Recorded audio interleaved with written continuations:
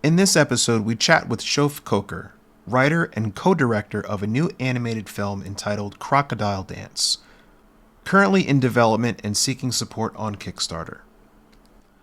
Some of the creative talent working on this project brought us the amazing Kazazimoto and episodes of Disney Plus's series Star Wars Visions. Let's dive in. Welcome to the Painted in Color podcast. I'm your co-host, Mia Rauho, and I'm joined today by co-host Lauren Brown and Eric Wilkerson. And we're super excited to invite back our friend Shof Coker. For those of you who don't know who Shof is, you should go back and watch episode 67, where we interviewed him about his whole career. But he's actually here today to talk to us about his Kickstarter. And it's been a year ago actually since we interviewed you, Shof. So thank you so much for coming back. I'm super excited to hear about this project. Thank you so much for joining us. Thank you, Mia. Thank you for having me back. It has not felt like a year since. Time is flying by. It really has. And you've been busy. It's crazy. No, I know all about your lives. I know you guys have been busy. I've just been about. I've just been like head down, nose to the grindstone, like no one has seen you. No, I'm super excited to talk to you guys about the project today.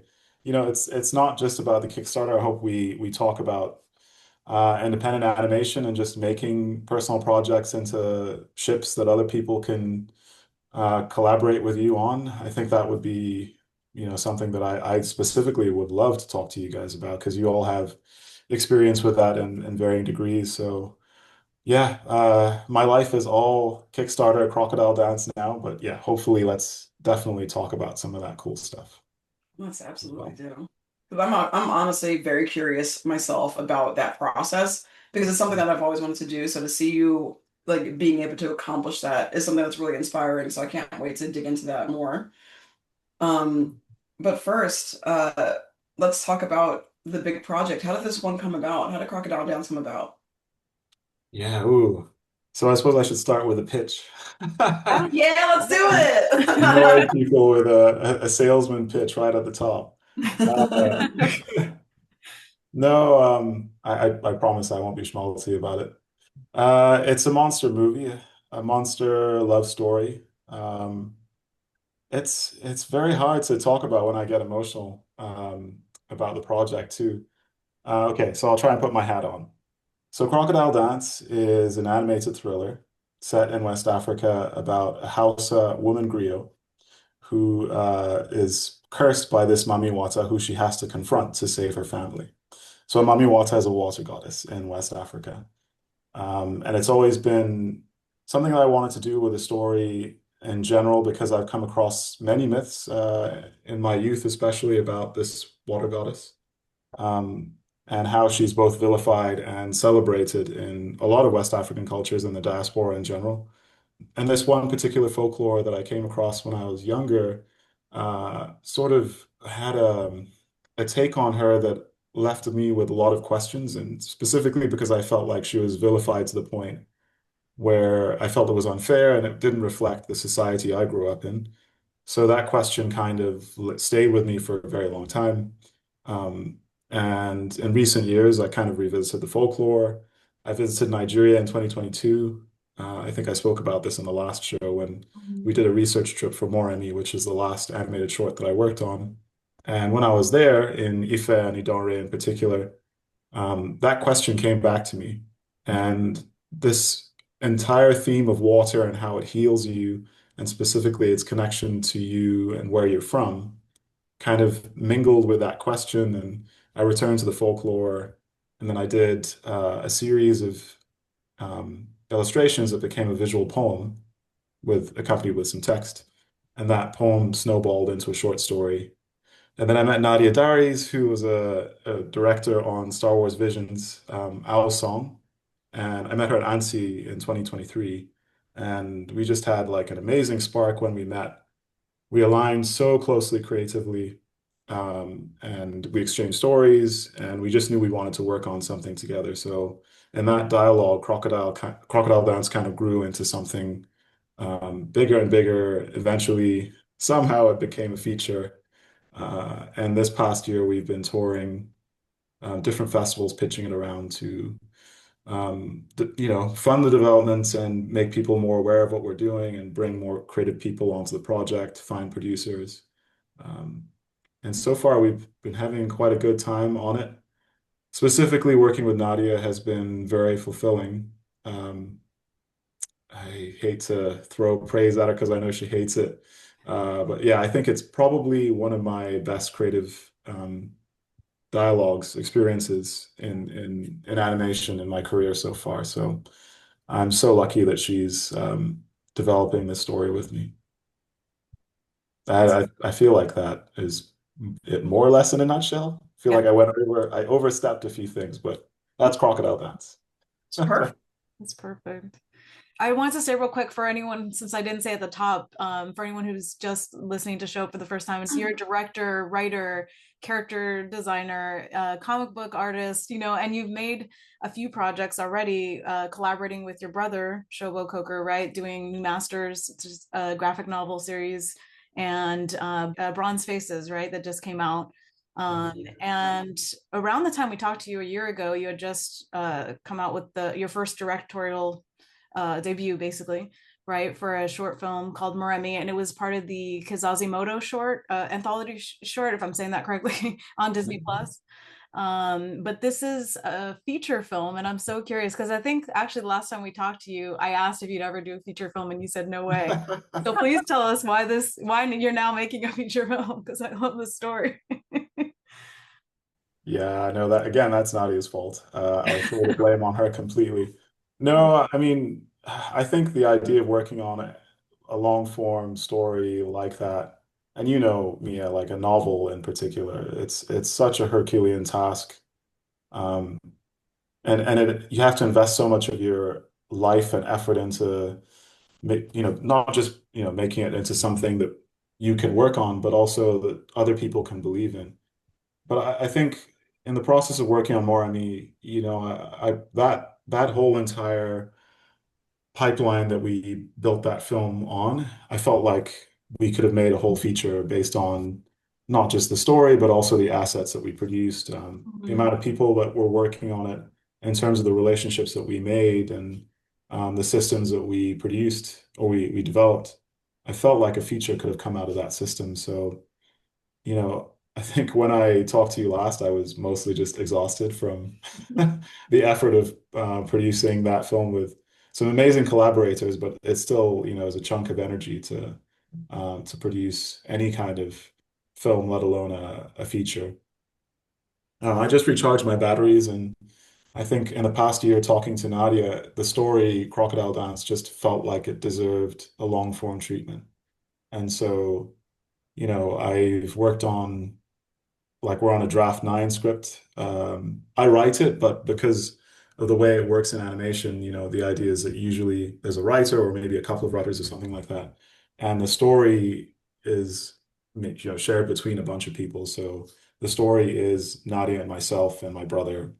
And we're also working with a cultural consultant in Nigeria called Umi Yakubu, because it is a story about a Hausa woman. Um, so yeah, I think just in terms of how rich the material is, what the flow of the film deserves, I think it just needed to become a feature. So in Mhm. particular, this film is a musically driven story.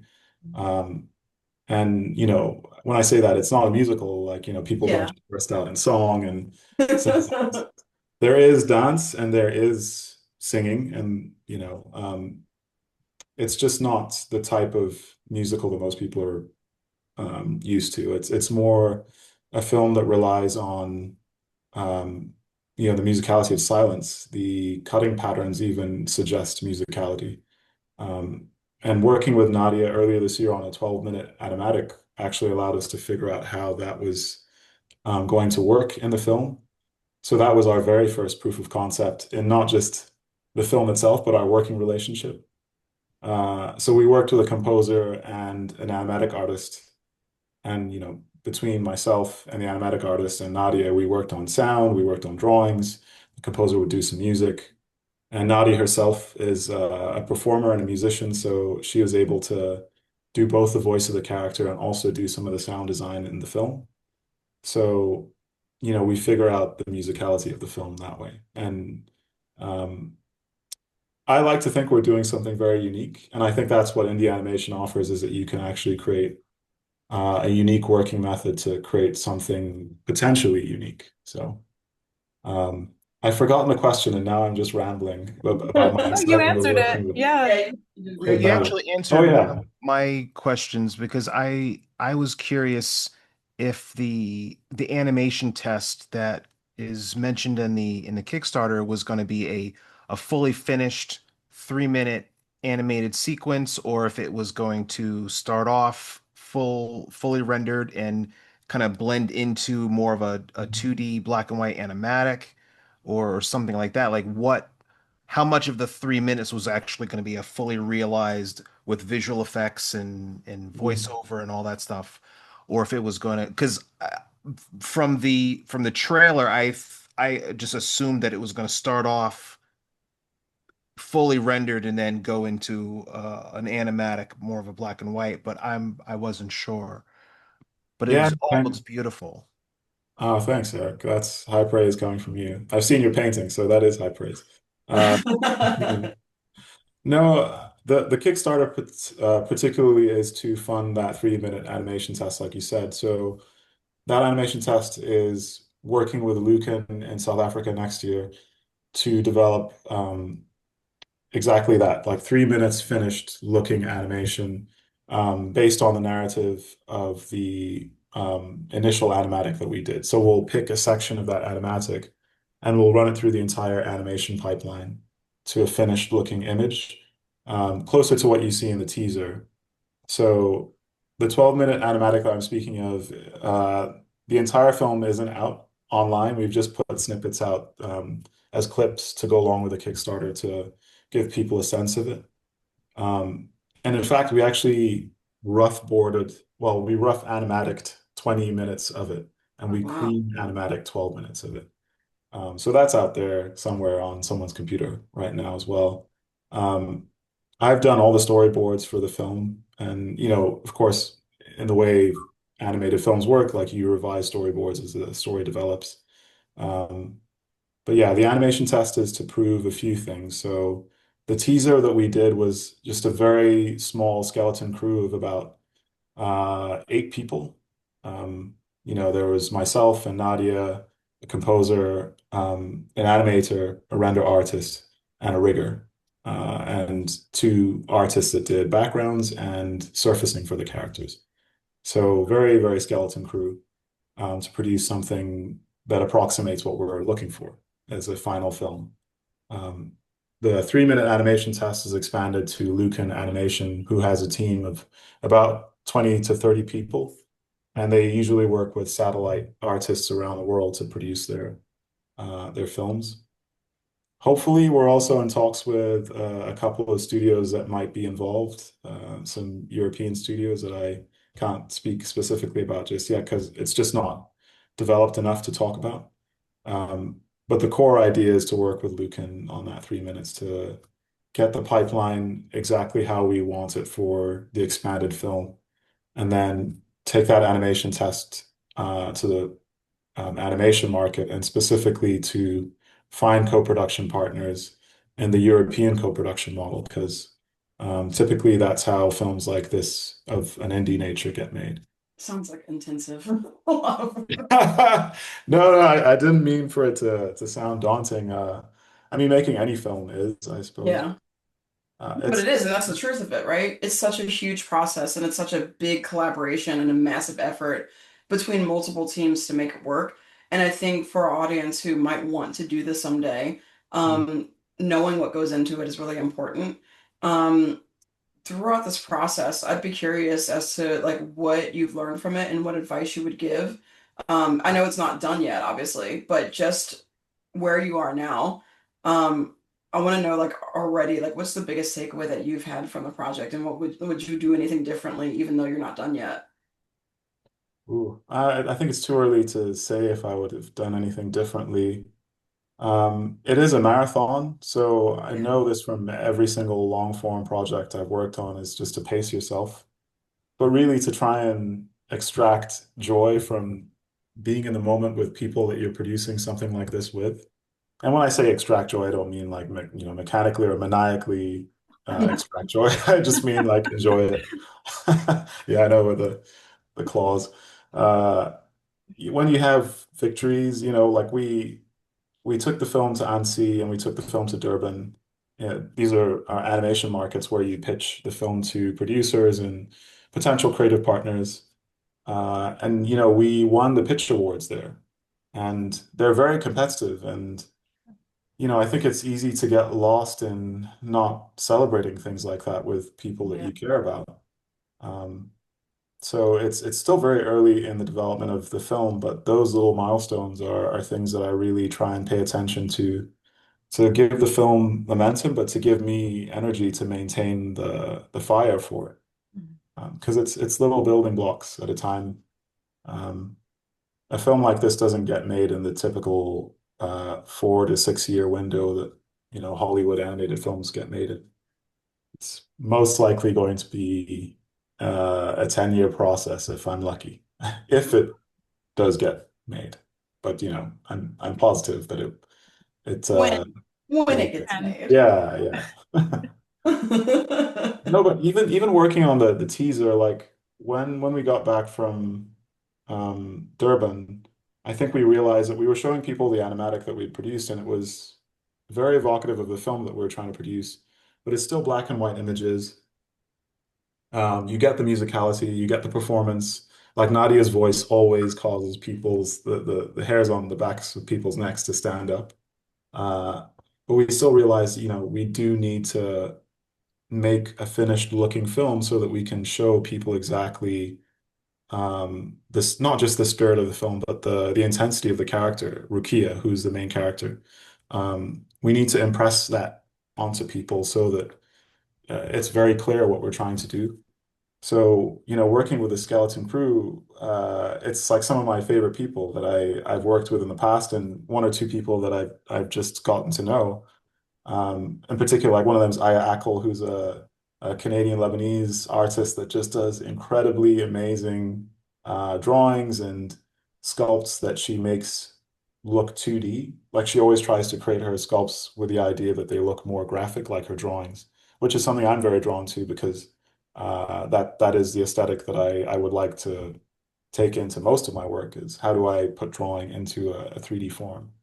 Um, but just the day to day with them, how much passion they brought to the project because they believe in this story that Nadia and I developed that seems to the message and the themes in it seem to transcend beyond the specificity of the place it's from, the geographical place it's from. Yeah, Um, yeah, I think that kind of stuff really humbles me, honestly. it's beautiful. Ugh. Yeah, I think that's a really good note too, to like to not forget the accomplishments that you've like made along the way. Because I think that a lot of artists, me included, tend to just keep looking forward no matter what. And we're like, all right, next thing, all right, next big thing. We have to make sure we keep going and keep pushing. But the burnout oftentimes comes from the fact that you actually didn't take a moment to stop and look Mhm. back at all of the work that you've already done up to this point. Because we're always thinking about like, what more can we do? What like how much farther can we push the work that we're doing? But you got to look back too, and you got to see it's like, oh, we've actually done a lot of hard work and we've been recognized for that hard work, or this work went somewhere, or somebody appreciated it, or somebody like wanted to take part in this for some reason or another. And I think it's a good reminder for everybody, no matter if they're working on an illustration or a massive feature film. Like, yeah, I think that's really, really great advice. Like, don't forget to look back and like appreciate what you've accomplished too. Mhm. That's great. Um, Another curiosity that I had too, and I think I know the reasons why you did it, but I also want to know if you thought about other avenues that were available to you. What made you eventually land on Kickstarter for this animation test? I think that was, I've had experience with Kickstarter, like Mia said at the top of the show. I run a production studio with my brother called Coker Co-op. And we ran a Kickstarter about 10 years ago, Hmm. which was successfully funded and it became Outcasts of Jupiter. And the last show, I tried to push it on to Eric. I was asking for his address and everything, and he still hasn't sent it to me. So I'm still one copy up instead of Ooh. right. It needs to be sent to Eric.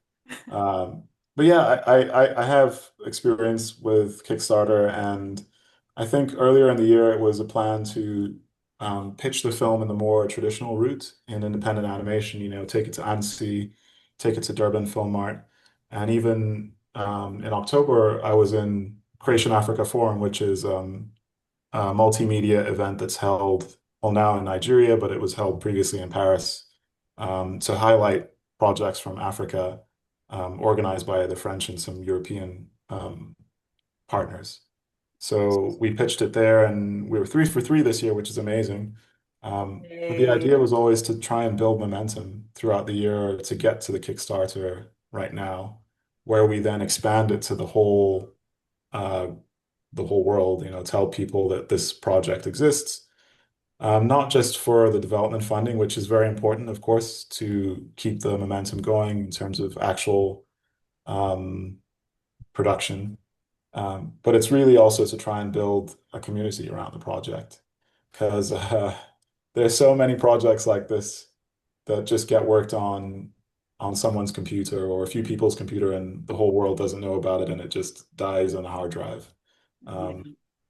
so, even if the film doesn't get made, which again, I know, Lauren, you It said when it will. gets made, Mhm. the idea is like the concept and the images and the feeling that we put out into the world still has a living impact, a way to show people that these stories are possible to get made.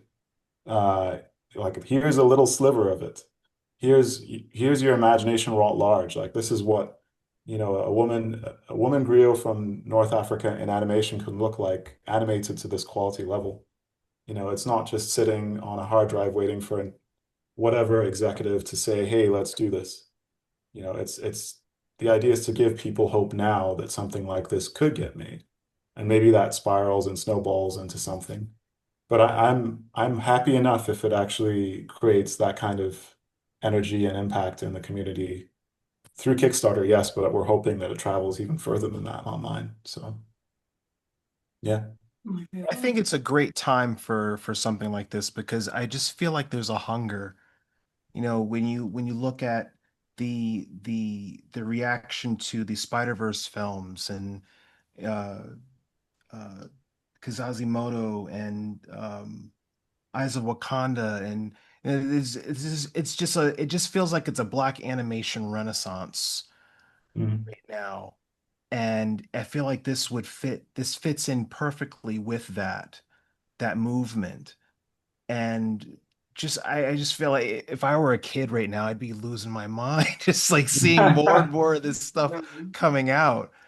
Um, and Yeah. when they say representation matters, here it is. Yeah. And I'm just so glad that people are supporting it and, putting their money where their mouth is and saying, okay, well, we're not just going to complain that it doesn't exist and why aren't there people out there doing it? Well, here it is. Mm. Here it is. Support it.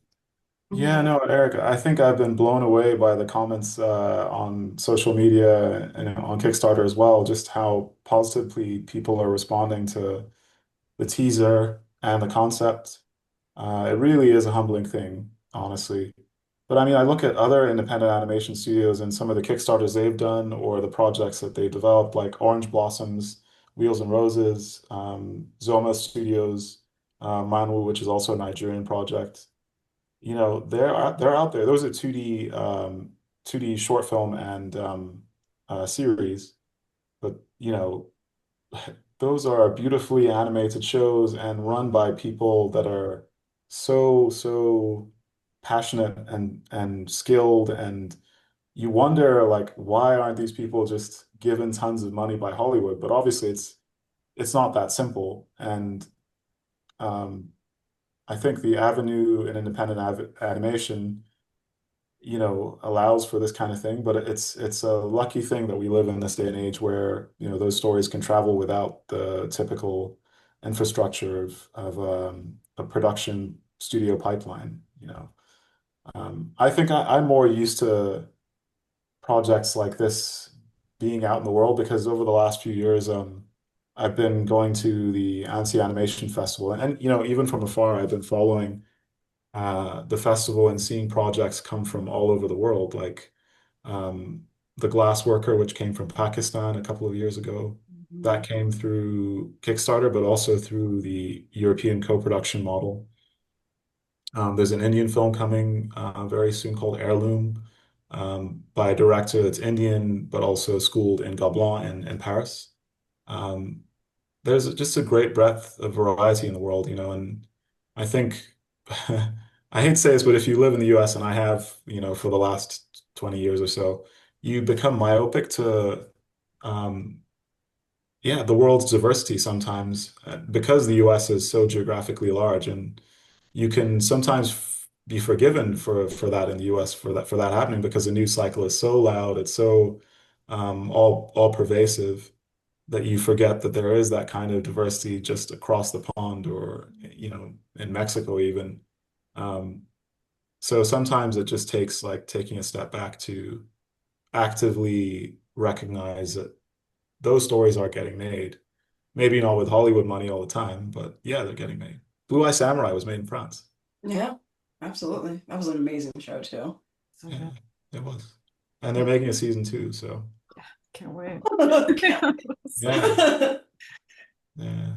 Shof, would you mind telling for our audience who doesn't know maybe the indie route versus like the studio route, like what is the difference between like getting your, from pitch level, right? Like if you're pitching to a studio versus the way you're going with, like you said, the European model as you described it. For those who don't know, would you mind just kind of running us through that? Yeah, yeah. I say European model. I think it's one that's practiced in other parts of the world too, like um, Mexico and Hispanic and South American countries have a system as well. Um, so the typical Hollywood model is that you pitch an idea to, let's just say, Warner Brothers. Let's just say it's a comedy show. So the executive loves the pitch, and they buy the show from you.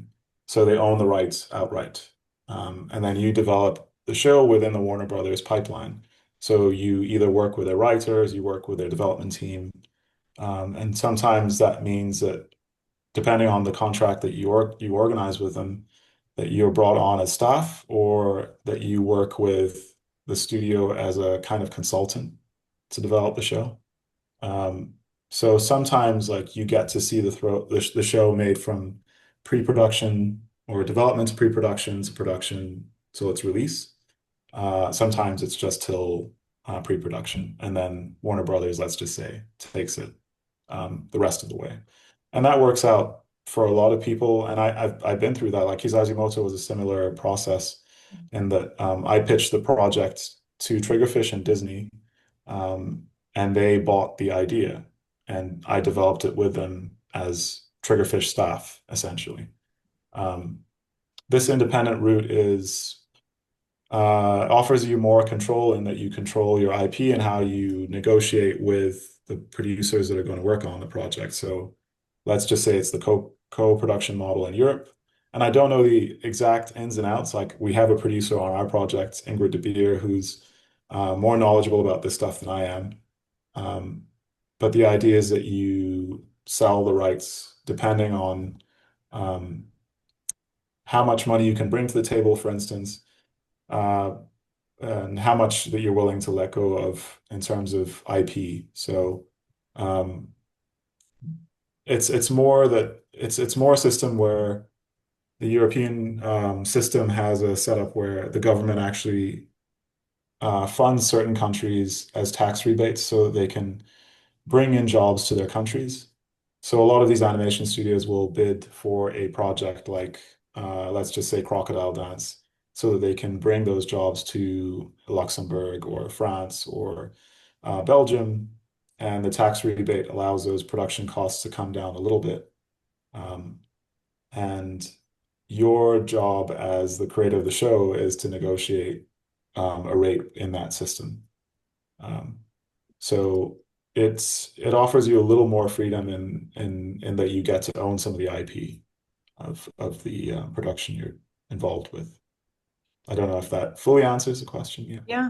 No, it definitely does. And I'm also curious, do you feel like there's more, like there's obviously different things that studios are looking for versus when you're going the indie route, you feel like you have basically more room to tell a more unique story, or more that, like we're talking about, a story that's you wouldn't think would get made by a major studio, but it will still get made. Yeah, no, I think especially from the creative side, that's the appeal, is that the co-production model on the European side, or let's just say the co-production model, does offer you more creative freedom in that, most of the stories I've seen over the last 20 years, I think of stories like, or films like Funan, I think of Flea. Um, these are films that get made in a very unusual way, but are also atypical stories, more adult skewing. They have more experimental animation style. Like you saw, I don't know if you saw I Lost My Body, which Mhm. um, was made by a few French studios, like a consortium of French studios, but then bought by Netflix. And it eventually won or was nominated for an Oscar. I'm Yeah, not sure if it I was think so. nominated for one. Yeah. It's the same as Flea, by the way. Flea came out last year, and that's the famous film with the cat with no dialogue that just swept awards season. Well, Um, right? Flow, sorry, not Flea. Oh, yeah, Yeah, Flo. I Yeah. was Flow, like, yeah, I was like, I haven't heard Flea, but I think it might be Flo. No, Oh, Flow is great. Yeah, I didn't realize obviously it's made in the same model. Yeah, that's great. yeah, yeah. Um, and there are films that get made more traditionally in Europe. You think of Illumination, yeah. the Minions films, of course. Uh, and they do have, it's not like it's some kind of magic bullet or, amusement park that's just an arc for creativity. Like it's still incredibly competitive and hard to get a film made. Like I think of my favorite animator is a man called Michael Dudok de Wit. I say guy like I know him. He's a legendary animator. He's won an Oscar for a beautiful short film called Father and Daughter. Um, and it took him more than 30 years to produce a feature film. His first and only feature film, called The Red Turtle. Okay. Um, and that was done with the help of Ghibli, Studio Ghibli, Oh, and a consortium of French studios. So even with even a director with that kind of clout and clear creative, like he's an auteur in animation, and still it took him that long to get a feature film made. So Mhm. um, yeah, it's not a magic bullet. It's just I have an affinity to the films that they make through in that pipeline. that makes sense. Yeah, Oh, 30 years though is insane. I'm just like, oh my it might have been God. more. I'm not even sure. So Yeah, I know. I thought 12 years was a lot. Yeah, right?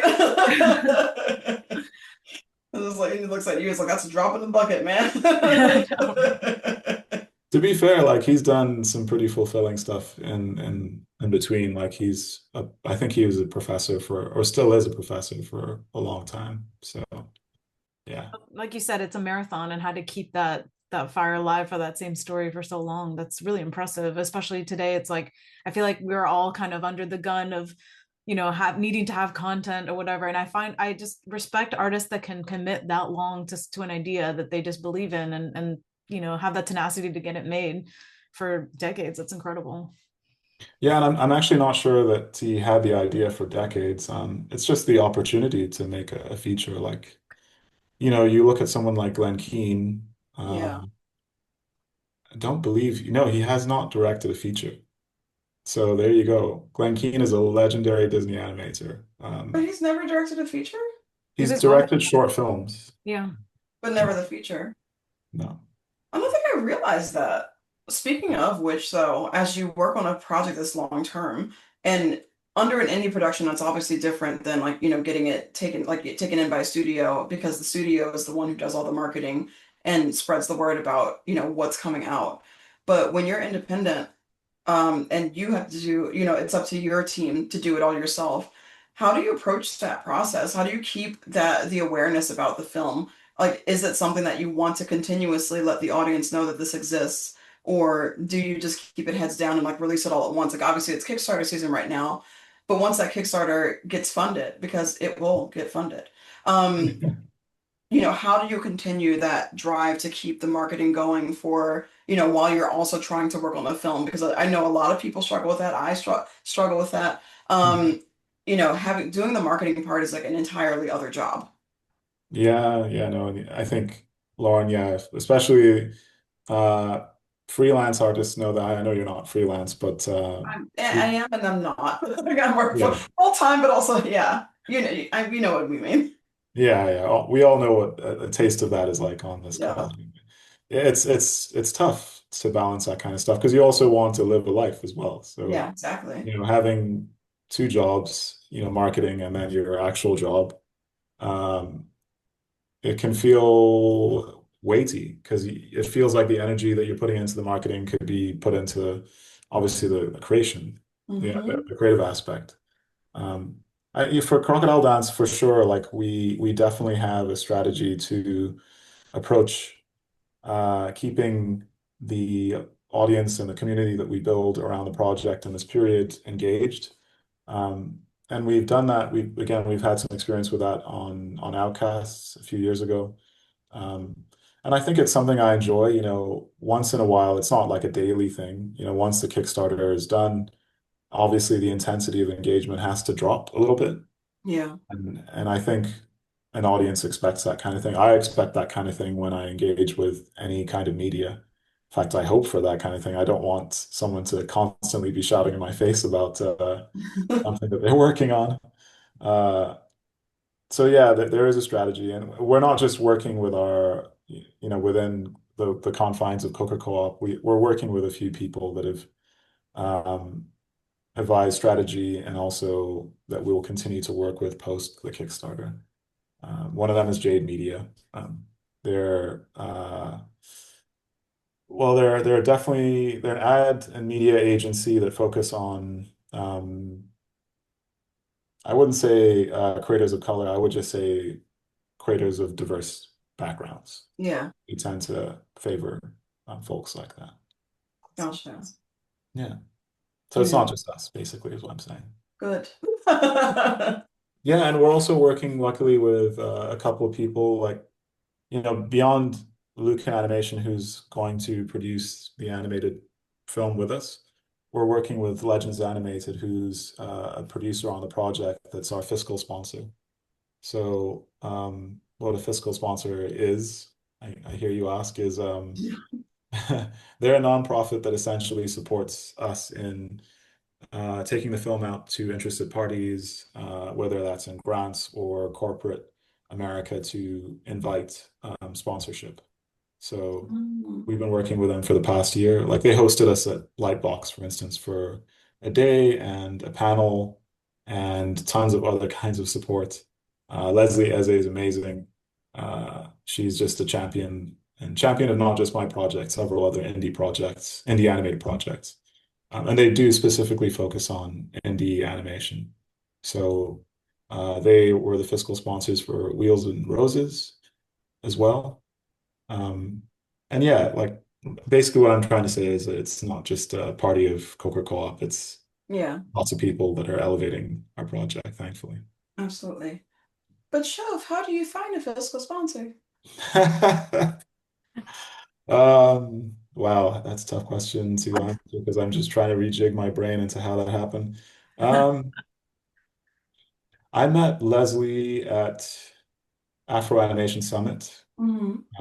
She's involved with ASIFA and the Annies. So she was telling a lot of us at Afro Animation, we were there for Kizazimoto to promote it. She was telling a lot of us to apply for the Annies. And I just kept in touch. I also, talked to her about Legends and what they were doing. And so when the time came to develop Crocodile Dance further, I just had a chat with her about it. And yeah, she thought she connected with the project. She's a Nigerian woman. She's a Nigerian Igbo woman, which is not exactly the cultural specificity that's talked about in the film. Yeah. But beyond that, like the universality of the themes of the film connected with her, and I think um, she believed in what we were trying to do as well as a larger concept for a film. So yeah, I invite everyone to check out Legends, go to their website and see what they're doing. There we go, right Very cool. now. Yeah. That's incredible. And so it sounds like a lot of the things that you were able to make happen for this film, a lot of it was by being out there, being out in the world, but going to events, going to conventions, and actually talking to people. Um, what advice would you give to somebody who has a project, who wants to pitch it, but doesn't quite know where to start? Because it seems like such a daunting thing, right? But it always happens in steps. And I think just kind of getting the entry point for a lot of people who I know have, there's so many bright and brilliant minds, but like you said, there's a lot of projects that die on a hard drive. How does somebody get that process started of just getting it out there and talking to people? And so that project does not, go into development hell and never gets to see the light of day. Yeah, man, I wish I knew it a little bit earlier in my life. Was just that, when you pitch anything or when you take your work out into the world, whether it's at a convention or a film market, the idea is not specifically to try and sell that person on only that thing there and now, and that's it, and that's your one chance. It might Mm, feel like that because maybe it's expensive to get to that convention. Maybe the urgency of your life determines that, like whether or not you need the financial support that that person can offer you through supporting your project. Of course, all that stuff is real. We all have families, we all have bills to pay. But what I always have clearly in the back of my mind, because I know I prefer to engage with people on the other side of things that way, is that it's a relationship you want to build. And you also want to align yourself with people that you actually know you'll enjoy working with. So you have to do your research and try and get to know the person sometimes. If it's a person that you know you're going to pitch to, try and get to know them and either what they can bring to the table for that project, but also long term if you want to work with that person is, they're a real human being. I'm not saying like try and be genuine. Of course, everyone is genuine when they approach someone in a working capacity. Like it's really about trying to connect with that person in a way that's not just about selling that idea. It's more about working towards something that may be that idea. At least that's the approach I feel like is a healthy way. yeah. I think that's good advice too. I think a lot of people have that, especially if they're desperate for that financial stability and security. They only have that like one that tunnel vision of like I just need to talk about them about this specific thing. Yeah. But it truly is when you approach a person like a human and you want to enter a real dialogue with them and like you're interested in not only what they can offer you, but in who they are and what they like and what they want to talk about. Mm. And have like an actual it forms an actual friendship and not just a business transaction. And I think that really helps it become, like people want to invest in you more when they actually feel like they know who you are. So I think that, yeah, I think that's huge that you're very good at doing that. You're very good at like getting to the heart of things. And it helps that you're also somebody who's passionate about what you're working on. And I think people resonate with that as well. I appreciate you saying that, Lauren. I don't know if I'm that great at it, but I try to be genuine about those kinds of things. I think, even if it is a purely business relationship, uh, there is still some humanity there. And I think there is also, the belief when I get into those situations is the understanding that I also need to be able to offer that person something as well. Yeah. Um, like you're saying, it's not just a one-way interaction, it's a dialogue. Yeah. So if that person, you know, if I know somebody that I could connect that person with that makes their business life better, I would try and do that too. You have to approach that person with that kind of mindset as well, not just to take, take, take. Absolutely. Eric, I see your face. Yeah, Shof, you mentioned Afro Animation Summit. Are there any other venues or events where indie creators or just anybody just starting out could make FaceTime and meet people and pitch their ideas? Yeah. I mean, specifically in animation, um, I've never been to it, but I know BlurredCon's one of them. You were telling me last time about the Harlem Film Festival, I believe. And it's funny, I just met a professor at City College in Harlem who I think helps to organize it, or um, at least he does some panels on it. His name is Bukari. I can't remember how to pronounce his last name, and I won't try. It starts with an S, and it's a Burkina Faso name. It's quite tough. Mhm. But he's a brilliant guy, and he's really a lover of animation. And you want to try and meet folks like that, or be aware of folks like that, because they know of all the niche types of conventions and festivals and networks that you can get into that might support um, you know, people's work from a background that's diverse, essentially. So I would suggest something like that. Internationally, um, the festival I always go to is the Annecy Animation Festival. It's in Annecy in France. There's several of those ones in the year. There's one in Stuttgart. There's one in Egypt as well that's pretty good. It's called Anima Text, I think. And there's one in South Africa called Cape Town International Animation Festival. Uh, there's some in Saudi Arabia. There's the Doha International Film Festival, which has an animation component to it. The one in Saudi Arabia is Sharjah. Um, yeah, there's so many. And typical ones around the US like SIGGRAPH and Gamescom, if you're in video games and VFX and that type of thing. I always like the first convention I did outside of school was SIGGRAPH. It was in New Orleans that year, and it was a train ride away from Memphis. And I Wow. knew that if I kept pushing my portfolio online, maybe I might get a call, maybe.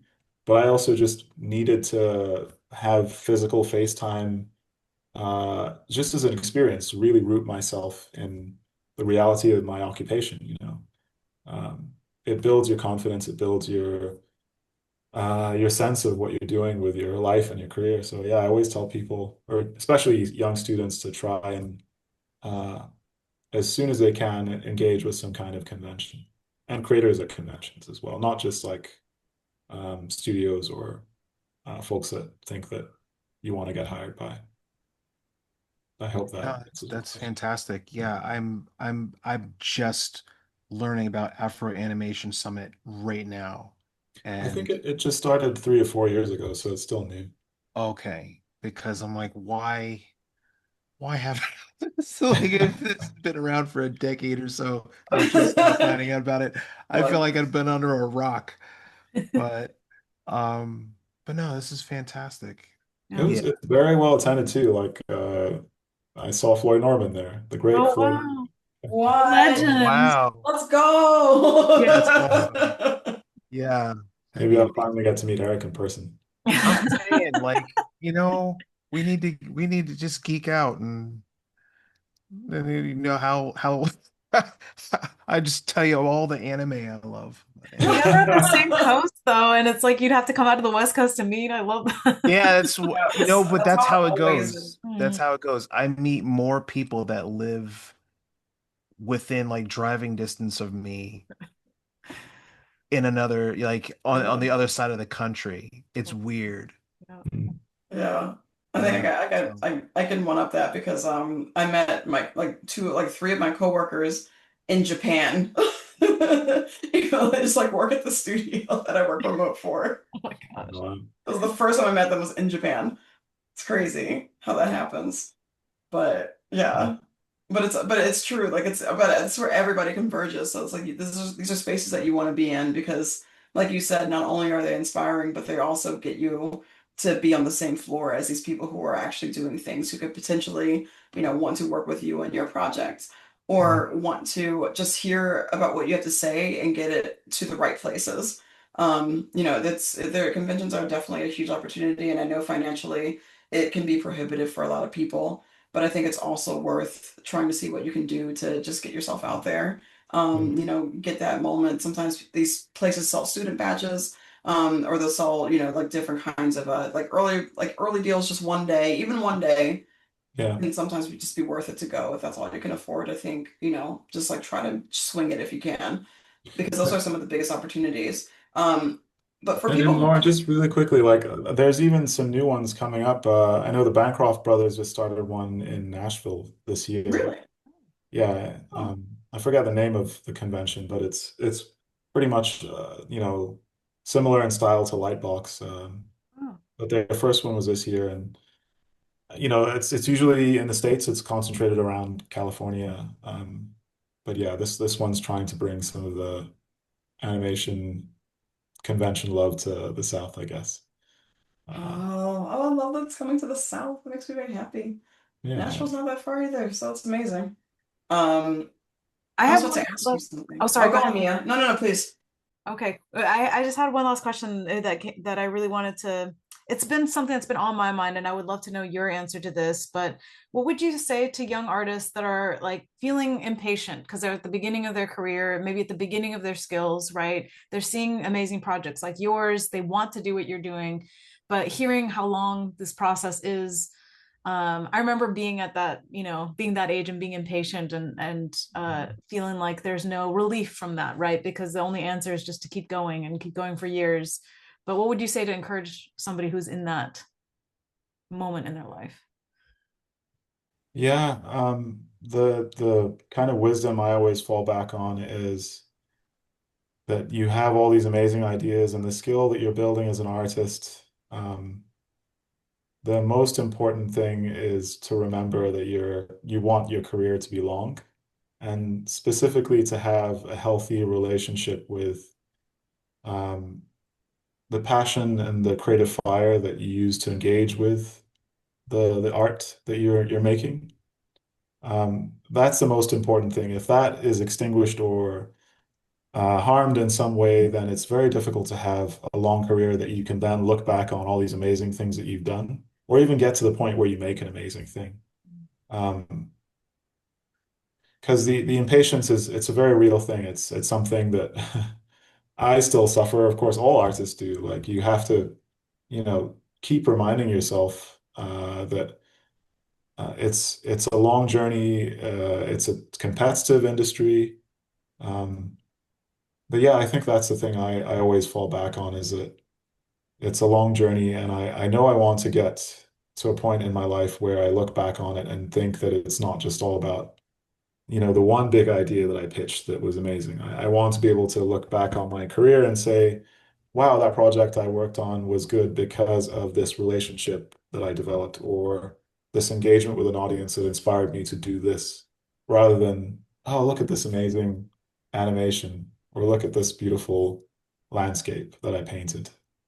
If that was the case, I think it would be a little bit hollow for me. So, um, yeah, the patience is just something that you have to develop your own very personal connection to. And I think it's probably the most important thing that you have to work on as a creative person, Totally agree. which probably makes it sound a little bit more daunting that meant to make it out to be. Oh, I don't know, not at all. It's very applicable to other things in life as well, not just your art. And it's Mm. something, you know, that will serve you in many ways. So I think that was very well said. Yeah. Yeah. I have a question for you guys. For us? Oh my Yes. goodness. Yes. You know, at the top of the show, I was talking about this idea of, you know, making a project, a personal project that potentially has legs to support people that maybe you want to work with. Um, when you set out to make a project like that, or when you create an idea like that, are you thinking about specific artists in mind at first, or are you thinking about how this is a project that serves your passions, and then you hope that it can contain other people's passions? That's a great question. Mia, do you want to answer that first? I think it's more directed at both of you just because I've only kind of done it solo at this juncture. But yeah, I guess the way I would start would be something that I connect with because if I do and I'm passionate about it, I feel like that will be contagious to other people. I have to believe in it first. Yeah. But again, I haven't had the specific role of having to sort of collaborate with specific other artists. And yeah, I haven't thought of that aspect of it. But I think they're both important, but for me, it's just like I have to 1,000% believe in it before I can convince somebody else to join me, you know? Hmm. Yeah, absolutely. Were Yeah. you referring to the thing that I was not mentioning? No, no, just in Just gonna general. try to get us in trouble on the show real quick. Well, for me, um, I I want to make sure that the project is fully realized before I reach out and try to find artists to collaborate with. Mhm. Um, and I want to collaborate only with people that I know have enough proof in their portfolio that they can handle what I need done. And I can't really say more than that. You have to be really careful. Yeah. I'm watching you, Eric. So that's really it's a yeah. No, I'm gonna just stop there. Yeah, Yeah, yeah, it's for no. the best. We'll uh, we'll talk more about that later. oh, I was more curious about sensibilities, or yeah, sensibilities rather than specifics. So Yeah, that's yeah. yeah. Um, for me, it's definitely people who, like you said, sensibility, have the sensibility that is aligned with the way that I approach things. And what I'm talking about is personal projects, so I can actually talk about them. Mhm. But I was actually seeking out to do this recently because I have my series Avant Garden that have these like plant queens, and I've been looking to expand it out because people have been asking me for what the story is for years. And this was just an illustration series, but I wanted to actually make something more of it so that people could engage with them deeper than just, having the images of them. So when I would go to conventions, I would actually look around to see like what kinds of people are doing the things that I can't do.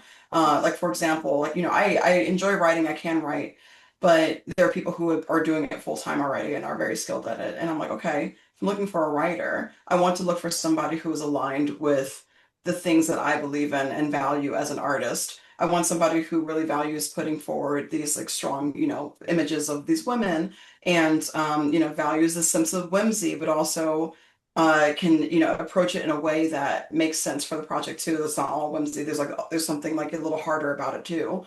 Mhm. And so like when I find people who align with that, I reach out to them and just start a conversation and just see it's like, hey, can we work together? Because this is what I have, and I need help getting it off the ground, but I have these things to show you. And so it's just like this whatever story I have about them is very wide open, but that I use that as a point of like you can add your creativity to this because this is a part that I haven't thought of and I want to see what you think about this, what you want to add to this. Let's talk about it. And I hadn't really worked like that before and it's been really enjoyable and really fulfilling to work in a collaborative way because as an illustrator it's like very, we often don't get to be very collaborative. Outside of work, because like obviously I work at Wizards, my whole job is collaboration, but for my personal projects, I'm just now realizing the value of having people fill the gaps that you either you're not good at or you just want to build something together with them and lend both of your brains together to make something beautiful. So I'm very new to it, but it's been really enjoyable so far. I don't know if that answered the question at all. It did. I mean, it's very cool to hear how experienced artists approach collaboration like that. Because I mean, Mia, you said that you've only really had the experience with developing that one idea, but I think when you're developing this idea over a long period of time, and you're extremely passionate about it, and you want to make it as watertight as possible. In your mind, you're thinking probably not about the person that's going to do the graphic design for the book, for instance, or even the production stuff or the agent. those Yeah. are people that believe in your passion just the same way that you do. Like if you build something strong enough, then and you actually they can feel the passion behind it, then of course they're going to gravitate towards that. And Eric, you have a different way of approaching it. Lauren, you have a different way of approaching it. So it's just very indicative of just how much creativity is a field, and you can engage with artwork and process and production in so many different ways, just as long as you have, um, I wouldn't say just the right intention, because sometimes that's not enough, or Yeah. that's not helpful sometimes just to have an intention. Yeah. But to have integrity, I think, in the way you approach Mm. it is it's something that I want to ask artists more about, because oftentimes we get crunched down by deadlines and paying the bills, obviously, and having personal projects that are fulfilling and beautiful, but I don't feel like I talk to them enough about the etymology of them, like the origins of the ideas and how they want to engage with people um, about those projects. Yeah. Because it's always like, oh yeah, I'm working on this project. It's taken so and so long to produce. Maybe I want to work with this other artist to make it. But I never really talk to them about why they're making that and how they want to engage with those artists. I think that helps me to understand my process better. So thank you guys for sharing. That's basically what I'm saying. Thank you for asking. Yeah. And I want to ask you, where did the like what really inspired? Because you got inspired, you got at the top of the show emotional when you were going into describing Crocodile Dance, and it's just like from you, I know you spoke a little bit about the inspiration behind it and like what it's like based off, but what made you like where did this story come from like your heart? Like what did you want to communicate with it? What did you want people to take away from it? Yeah, I mean, the story is all emotion, really. I mean, that's why it's musically driven, is because it's a feel, it's a story that's trying to transmute a feeling that is very abstract. I think that feeling comes most palpably to me when I'm in Nigeria and I'm in nature. And it's one that makes me feel like I'm very closely related to the place, my soul feeling like it's rooted in a place of home. So Mm. um, that's the character's journey in this film, is how she uh, tries to connect with that feeling. I'll try not to spoil that. But yeah, for me, that is the most overriding North Star of a project, is when I can connect with that very specific emotion and engage that emotion with other creatives, like Nadia in particular. Yeah. And if there is a kind of alignment and sensibility and understanding of this emotion, it's not just about my feeling about how I process it, because Nadia is a co-director. I take her voice equally in weight to mine, and how we think about transmitting that emotion. So the imagery, the story, the music has to funnel through both of us in that sense.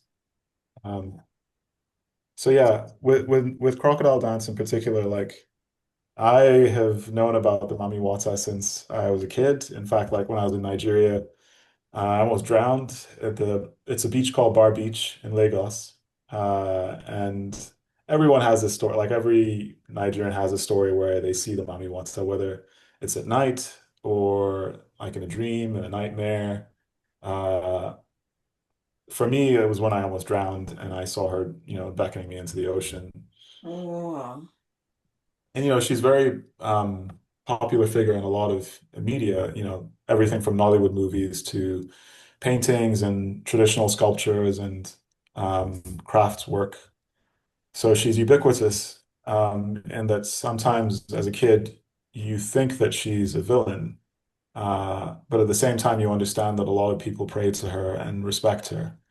So this feeling that I was talking about of home and being connected to Nigeria is the same as that same idea of the Mami Wata, how she can hold two things in the same on two sides of the same hand, like fear and hope in the same hand.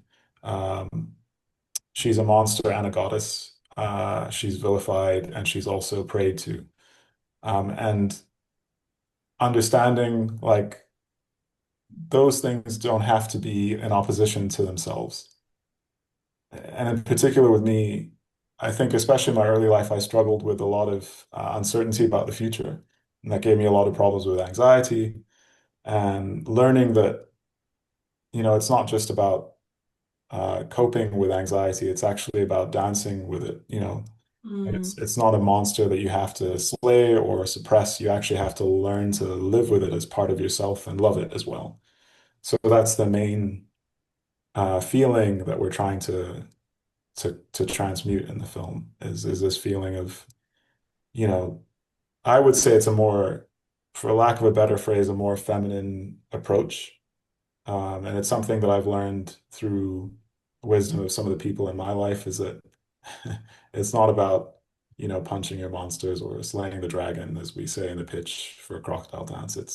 It's really about learning to dance with them in a healthy way because fear is part of you, Yeah. you know. yeah. So yeah, that You would be can't. the Fear is inspiration. always going to be there, and it should always be there. Hmm.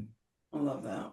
That's Yeah, I beautiful. was going to ask you what the connection to Mami Wata was for you, uh, as opposed to some other characters in African mythology, but you already answered that.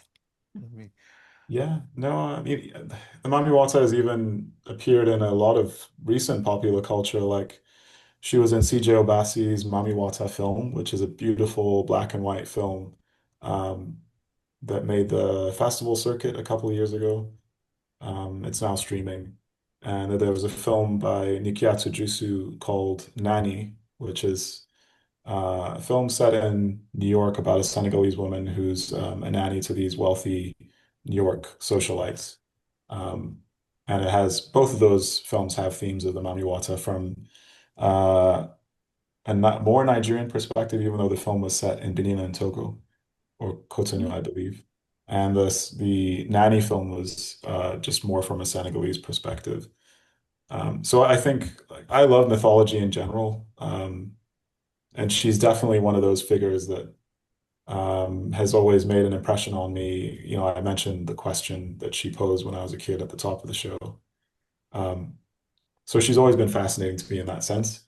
And also because she appears in different kinds of other mythology around the world in various forms, like the siren, mermaids, even kelpies in Yeah. Irish mythology. In Japanese mythology, there's a version of mermaids as well.